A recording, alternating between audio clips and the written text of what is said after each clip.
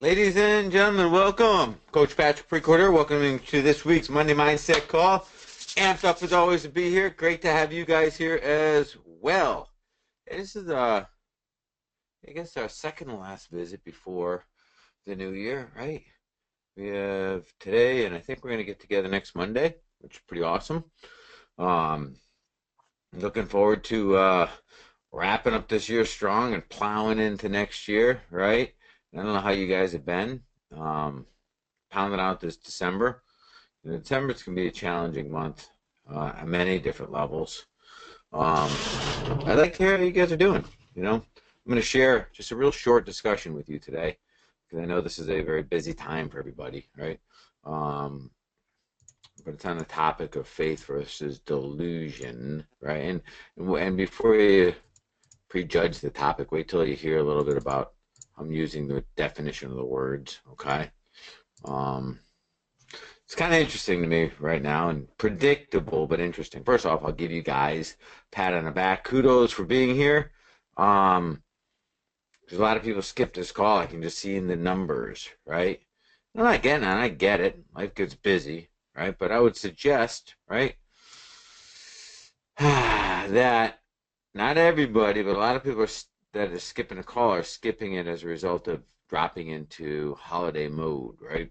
We'll really slack off. Instead of ending strong, we end weak, which is then indicative of how we start next year. So I just want to, I've talked about that before, but I just want to keep planting that seed there.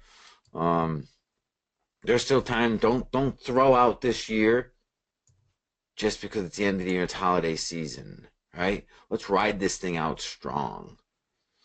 Mr. Randy checking in from Tampa. Welcome, Mr. Randy. Probably pretty warm down in Tampa. It's been a tad cold up here in the Northeast lately, to say the least. So the topic of today's call, right, is faith. I can't even see my board. Faith versus delusion. Like I said, give it a second before you judge what I'm going to talk about. And wait, just see how I'm using the words there, right? Let me share something, a little story here. Not a story, but an example, right? Just as a businessman, just follow the process. And he's like 88 degrees, yeah. What was it, Friday? I woke up, it was 7 degrees. It's like, yeah, that's kind of cold. Let me share with this. This is a typical business person and how our minds work. And I want to know from you guys if you follow the same mental path, right? Let's just suppose that you set out to be a successful business person, which we all do, right? In this case, I'm reading this out of a book, one of my study books, right? In this case, he's in a little different business, but just go with it, right? So at the start of your venture, you correctly will have affirmed to yourself, like we all have, right? I will be a success. Awesome. You should have affirmed that to yourself, right? And it's in this affirmation that starts you down this road, this process that we've all gone down. Now let's suppose you buy a quantity of merchandise, and when you offer it for sale, you find there are no takers. Let's say you buy a list and mail out, and you don't get any deals off of it. Just relate this story to what we do, right? So you buy a whole bunch of merchandise, and when you put it out for sale, there's no takers. Your immediate premise is that you have made a mistake. This is often followed very closely by the thought that you're about to lose a sizable amount of money. So follow the mind now. It's going down the tube. Shortly, you'll be visualizing your business failing and being a failure. And before long, you'll have envisioned yourself as bankrupt and without capabilities, without hope. Beset on all sides by just a cruel fate. What are we affirming now? We started out by affirming that we're going to be a successful business person. Now, through this process that we made a mistake, we're going to suffer a sizable loss, We're visualizing our business as a failure. We're going to see ourselves bankrupt, without capability, without hope. What are we affirming now? We're affirming our business failure, of course. And as long as these convictions predominate in your thinking, there is no necessity for going to work at all. For everything we do will be aimed at failure, and failure will be inevitable. Listen to this statement. No one was ever successful by thinking failure, and no one has ever failed by thinking success. Wow, that's some pretty impactful stuff right there, and the truth.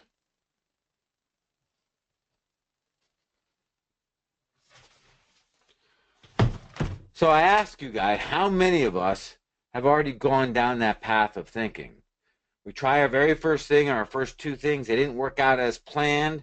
We start seeing them as failure. We start questioning our decision making. We start thinking, oh, maybe we made a big decision, a bad decision. Then we start thinking we're going to suffer loss. Then once we figure out in our mind that we're going to suffer loss, that perpetuates the next process, that we're going to be a failure without hope, and everything's going to go down the tubes. It's impossible to succeed when we affirm failure. And it's impossible to fail when we affirm success.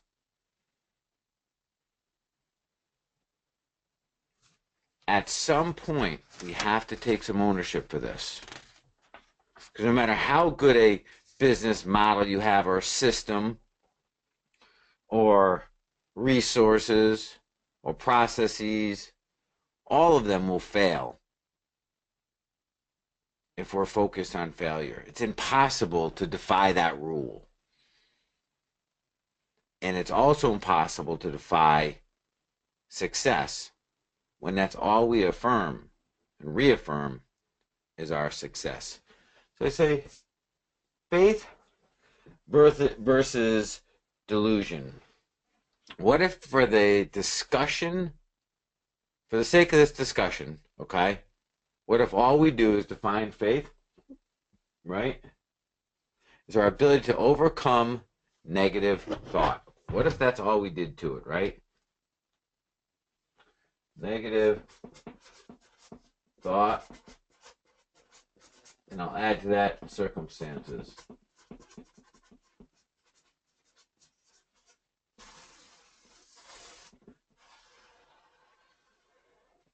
So faith is simply our ability to overcome negative thought and negative circumstances. Because after all, it's not just what we think about. We do have negative circumstances in our lives. Would you not agree?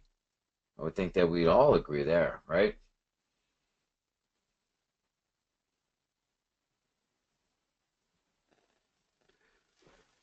And what if delusion was just the opposite, right? Delusion was the affirmation of negative thought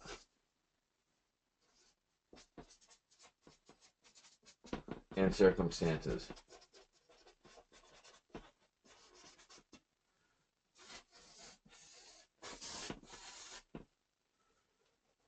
What if that's all delusion was? What if the pivotal point in our success had nothing to do with the circumstances or the thought? It's just how we perceive them. What if that was the only true driver in our outcome? What if it had nothing to do with our resources? What if it only had to do with our decision to be successful?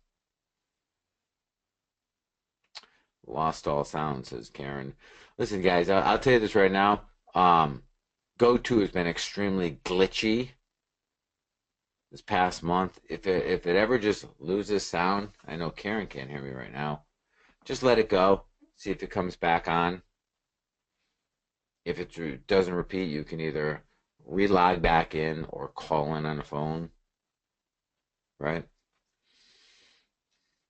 So I'm going to ask you guys a question, and appreciate it for you. I know there's only a few of you on the call today, because most people, I think, decided that we're just going to kind of ride out, go in holiday mode, which is totally cool. I'm not judging anyone, right?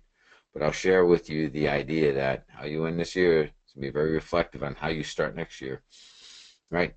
So I'll ask you a question I asked on Justin's call that I subbed in for last Wednesday that very few people took me up on, right? So I'll ask you the same question because there's an opportunity if you're willing, right?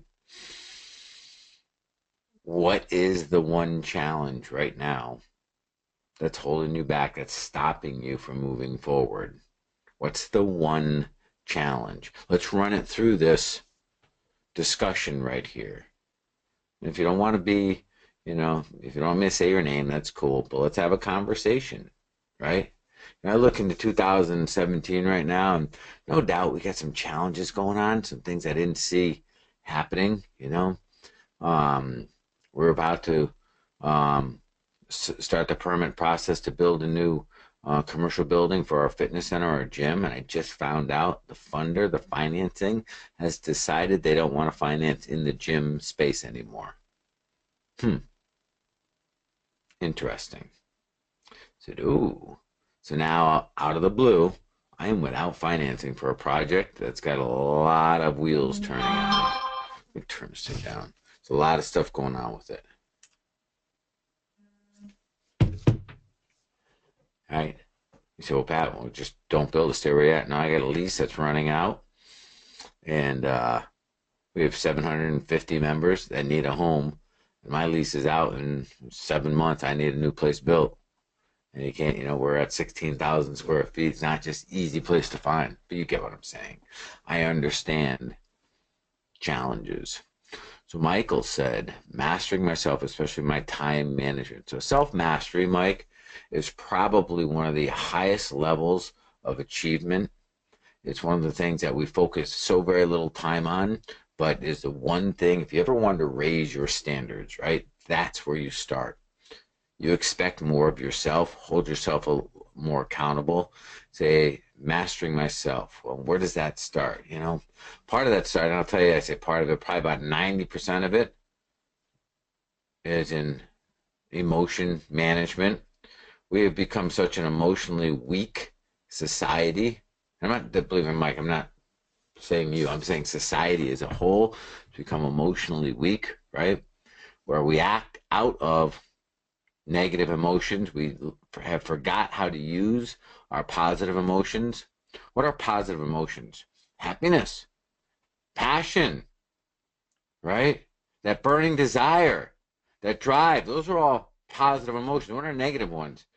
Anger, stress, despise, hate. We're good at acting out there, but we suck at putting our positive emotions to work. Self-mastery is would be our ability to control our negative emotions and our ability to use our positive emotions to move the needle. But instead, we respond negatively to things out of control, not in control. Time management, Mike. I mean, your lack of time management. I use that term loosely, time management, because it's the focus is in the wrong spot. It's not time that we can manage. We know that, right? Time is not manageable. We've had that discussion. Our actions within time are manageable. So start there by changing your dialogue. Pat, I don't have enough time to. Pat, I chose to do something else within the time that I had, right? Understand that you can choose to do whatever you want within the time that you have. You're not going to get any more time or any less time than anyone else. It's not the time that you want to manage. It's the actions within time. So what you're really saying is not time management. It's a discipline issue. You're lacking the discipline to do what you have to do when you have to do it, even though you don't want to. Now we have to go into why don't you want to do it, right? We got to needle down, get to the cause and away from the effect. We can fix it at the cause. We can only anesthetize it when we're dealing with effects. So what is it that you're avoiding doing, Mike, that you don't want to do? You say time management. No, it's just you're making poor decisions with your time. But why? You're avoiding a pain. You're procrastinating. You're avoiding doing something that you feel is either hard to do or has pain associated with it, might include some fear. What is it? This is the question to you, Mike. You want to start down this path? Let's have a real conversation about it, okay? It's not time management. That's a problem. That's the result of the cause. I agree. I tend to stand in my own way. I'm getting better at believing that I can make this work. Faith, overcoming negative emotions. Faith, overcoming negative circumstances. If you have to bet on something, bet on your success. Stop betting against your success. I do quite well in other areas and areas of business. I'm still lacking and working on it diligently. Be more specific. Lacking and working on what, Miss Deb? For Karen, it says, for me, it's mindset. Been bucking up and taking action even at the end of December. So to have a much better new beginning in 2017. Good for you. Awesome, Karen. Doing what is uncomfortable and unknown. Excellent. No longer choose treason to myself. That has held me back. See, excellent. What Karen is speaking to is just real life words that matter. Let's start calling things for what they are and stop burying them, making them softer. You know, when we commit to do something that's good for us, we know it's good for us, we know how to get it done, and we still choose not to do it, we're creating a treason against our own soul. There's no other way to look at that. Now, if you don't like that, okay, and it hurts a little, good. Let it hurt a little. Let it hurt a little. So it's from pain that action happens. The challenge is when the pain shows up, we look to anesthetize the pain, try to make it go away, try to make ourselves feel better when we don't deserve to feel better. We're feeling pain for a reason. Endure the pain. Pain gets us moving, right? So yeah, when you lie to yourself, when you tell yourself you're going to do something, you don't do it, when you lie to yourself, that's a treason against your soul. Yeah, that's true. How much longer are you going to continue that behavior? And to what end? And don't you deserve better than that? How would you feel if somebody else told you straight to your face they're going to do this for you and they just didn't? They knew when they told you they were lying. How would you feel about that person? Hold yourself to that level of accountability. Don't anesthetize the pain. Feel the pain. It's there for a reason.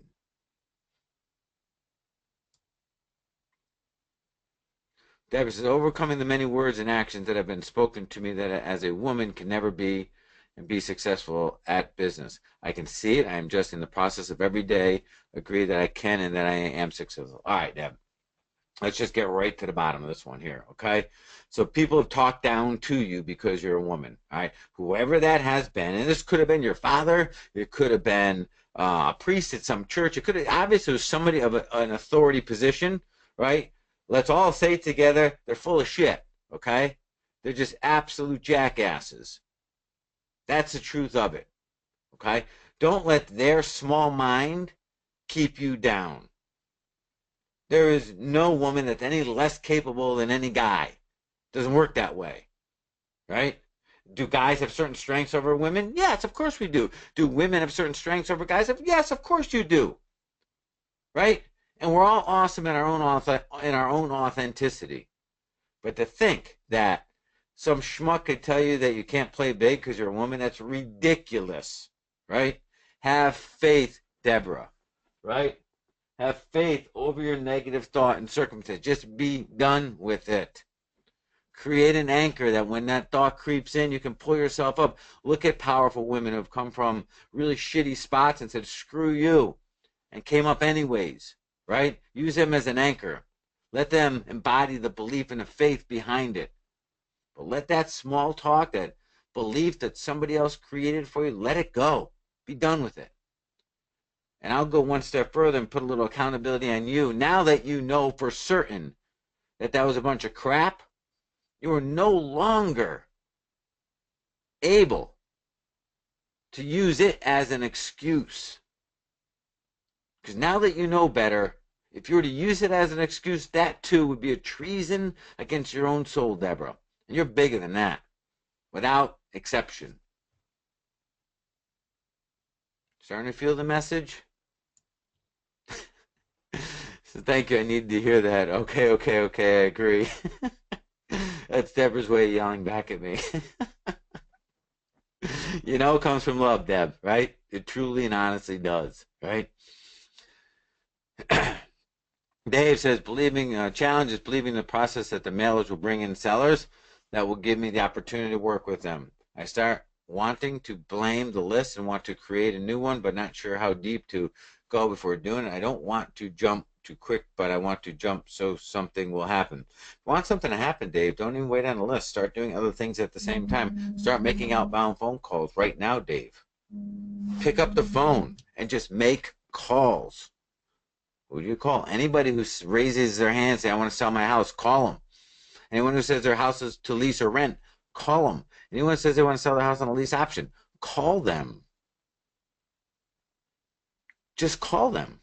You don't have to wait for lists. You're sending out a mailer, seeking out people who want to sell their house. Yet there's people already in front of you saying they want to sell their house.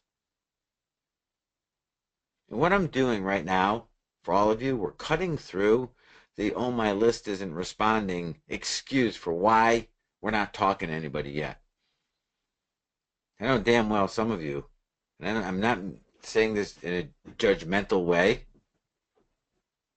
just bringing clarity to it.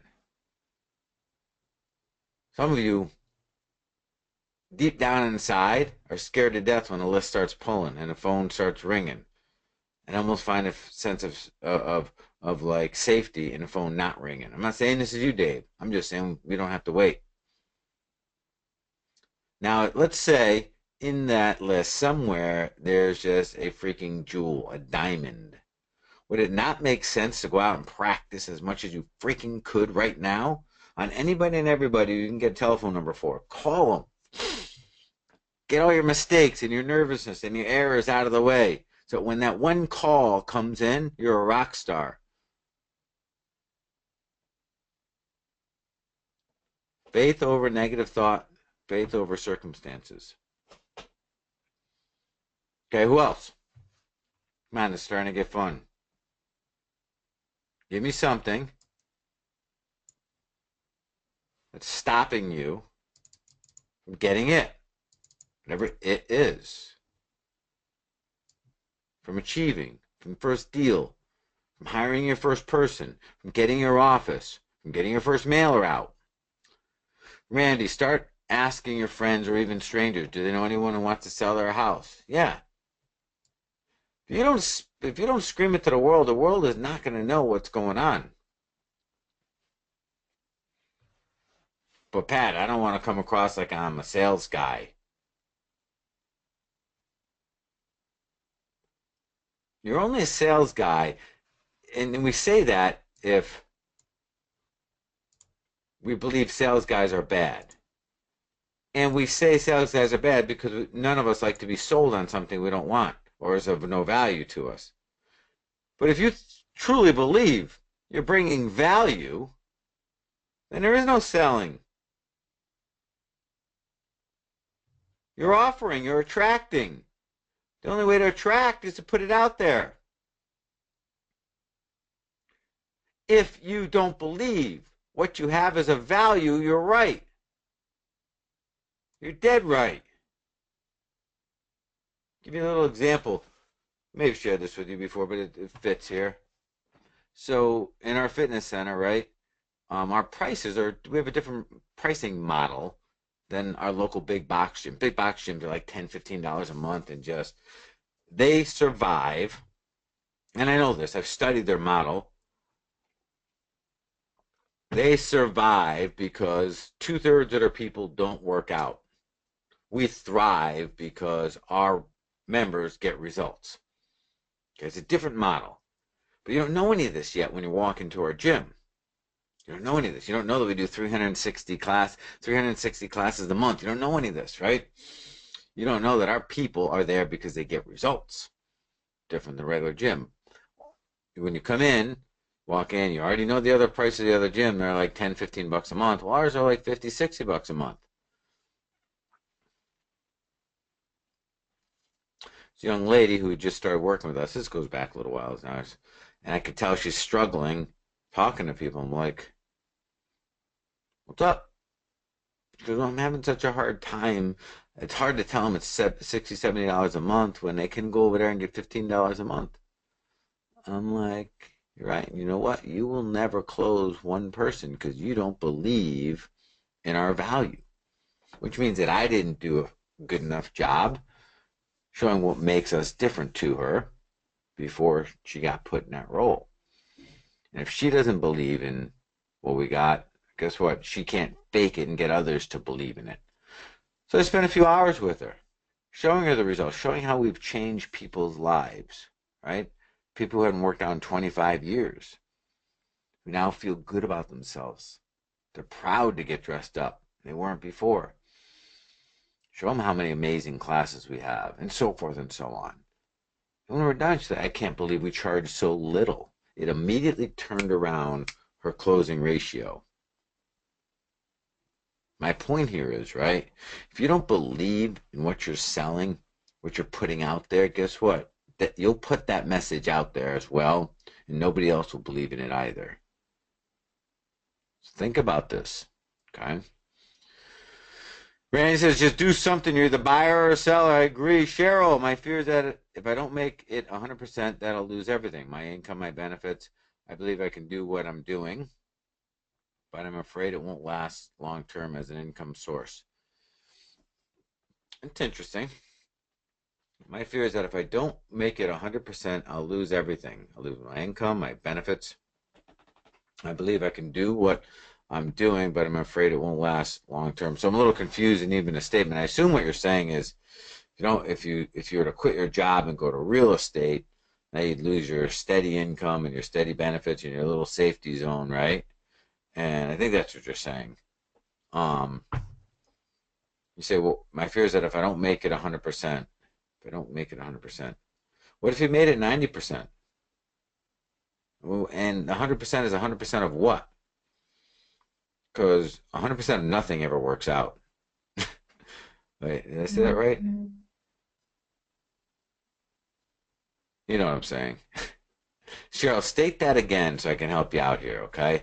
I believe I can do what I'm doing, but I'm afraid it won't last long term as an income source. Here's the thing, and I'm just going to be honest with you, Cheryl, right? You speak to this story, that I just told right here, where you're affirming and reaffirming failure.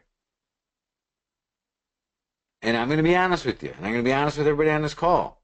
If that's what you think and believe, if you believe that it won't last long term as an income source, you are correct. I'm just being straight with you. Maybe saving is going to save you a little time. The answer is not to go out and do more here. The answer is to alter this belief system. Because if that's what you truly believe, you are correct. If you believe you will fail, you will fail. If you believe you will succeed, you will succeed. And in belief, that also requires, if you believe you're going to succeed, that you hold on to that belief. You stand strong to that belief. You're not kind of whimsy on it where, oh, one little thing went wrong, so jump ship. I mean, you've heard all of the stories about anybody who's ever succeeded at any real level, tons and tons and tons and tons and tons of failures along the way. Whether they be professional athletes, whether they be inventors, whether they be successful businessmen, right? But they also know that every failure, setback, is one step closer. They don't see it as a failure, right? God, it makes sense. I believe what I'm doing will help people and is needed and will make the book and the program I'm developing work. Excellent. But you got to believe that. You can't just be saying it to me, right? You got to believe in it. Find reasons to support that to be true. Accept that things will set you back. Let's just say you write this book. Nobody buys it. Would that crush you? Or would that deepen your drive? What if you put it out there and it got terrible results from the critics? Would you quit? Would you hold the resolve to go even deeper and harder?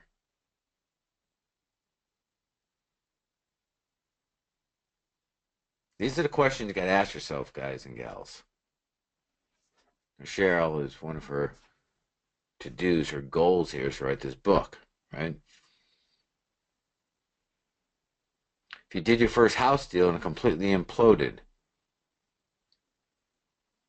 and you screwed something up so bad, rare for this to happen, but it did, that someone tried filing a lawsuit against you, would you quit? Or would you believe in yourself? You know you're bigger than any problem or challenge that can be thrown at you. You'll have faith to overcome your negative circumstances. Will you live in delusion? Will you continue to affirm your negative thought and circumstances? Everything I'm talking about is regular day stuff. This isn't unusual. I've taken inventory of my core values and belief, what I stand for and not stand for or stand against. Chosen very uncomfortable choices of no longer allowing myself living with what I don't stand for and wanting to please first, committing treason to my core good, emotionally, mentally, physically. I choose what is right even when no one is watching for myself and others, one step at a time. When you do that, right, what you're talking about is you're raising your own standards. When you raise your own standards, the judge and jury is you. You start to realize it doesn't matter what anybody thinks or doesn't think, or how whether they recognize what a big effort it's been for you or not. None of that matters. The only thing that matters is the fact that you got to wake up and face you again tomorrow morning in the mirror. And you can never outperform that person you see. When you raise your own standards, guess what? You see somebody bigger each day when you start living up to those standards. That's self-mastery. That's going down that path. It's very easy to live a life of anonymity and not play this game. Shrink down, play small, stay in our comfort zones, don't ruffle any feathers, don't take any risks, don't lose any friends, right? That's an easy place to be at, outside of the fact that it's a slow death. So I applaud you for that, Karen. Well done. Miss Cheryl, my fear is that I don't make, I got that one, hang on, got that. And I got to close some of these. I keep getting mixed up here. I'm determined to help others who are living with chronic illness and suffering to see that they have the power to improve their health and quality of life. What's happening now isn't right. All right, good, awesome. So you stand behind, you passionately believe in what you can do. That's all you need. You don't need anybody else to say it's okay. You don't need anyone else to say, yeah, you can do it. You got the green light. Time to go. Kind of funny, my brother and I were talking about, he does some work with dogs. He's a chiropractor by trade, but he's very much into animals and dogs and the psychology of dogs. And he just rehabbed a dog, a bulldog. They're really big into bulldogs that was one step shy of getting put down. And he took it for 6 weeks and turned this dog around, right? And it was an ownership issue. It wasn't a dog issue, right? They just didn't know how to deal with a dog. You want to deal with a dog, you exercise the crap out of it. Then you love on it, then you discipline it. Not any other order. That's how it goes. You don't discipline it, then love on it, and then maybe exercise it. But anyways, so Pat, dogs are funny, man. All you got to do is put them into a strong pack with a strong leader, and they'll fall right in line. So you know what? People are no different. People are no different. People like a pack. Pack, not pack. And people like a strong leader. The challenge comes when we as entrepreneurs decide to go out on our own. We don't have a pack. And we rarely have like a leader that we can just fall behind all the time. which means that we are tasked to step up as that leader. When we choose not to, by default or intent, when we choose not to, yet we still try to get people around us to perform in a unified capacity, doesn't happen. Because the pack isn't unified. There is no leader to stand behind. Think about this a little in your lives right now.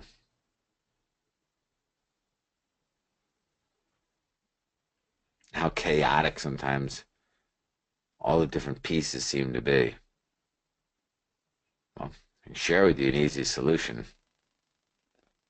Step up. That's right. Step up. People, especially today's environment, man, they're starving for leadership. And it's not that they're incapable. It's not that they're needy. It doesn't work. It has nothing to do with that. We like being part of something bigger than ourselves. That's all.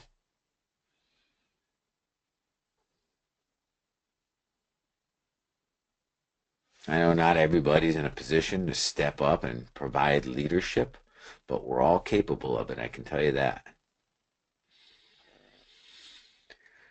Deb says, okay, here's another one. I'm working through the beginning lessons in the academy. Good. I want to work through them quickly, but I get caught up on the assignments to perfection and don't keep going. Share with you my motto in life.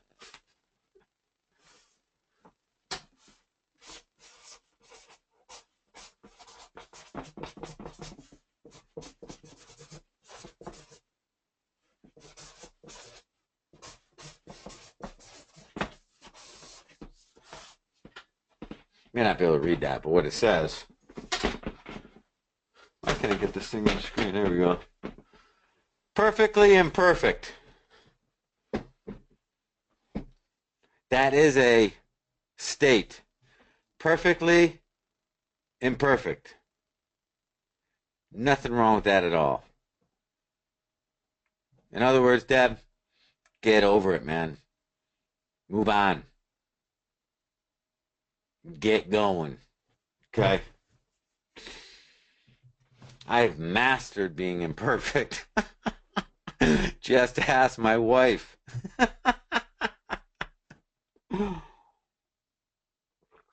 And this is an honest question to you guys. Do you think I struggle with being imperfect? Seriously. Do I look like I'm in a state of like discontent because I lack perfection? The answer is hell no. Do you know that perfection defies our DNA as human beings? Perfection would imply that it couldn't get any better. If it couldn't get any better, it means it wouldn't ever be changing or growing. And we're programmed and wired to grow. So therefore, perfection defies our DNA. And when we strive for it, that's why there's such conflict and stress and turmoil and even focusing on it, because inside it doesn't add up to who we're supposed to be. Defies everything about humans. Interesting, right?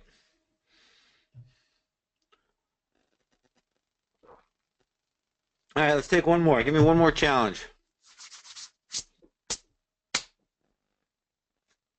And not getting your Christmas shopping done is not one of them. Otherwise, I'd throw that one on the table. Anything else you guys want to share?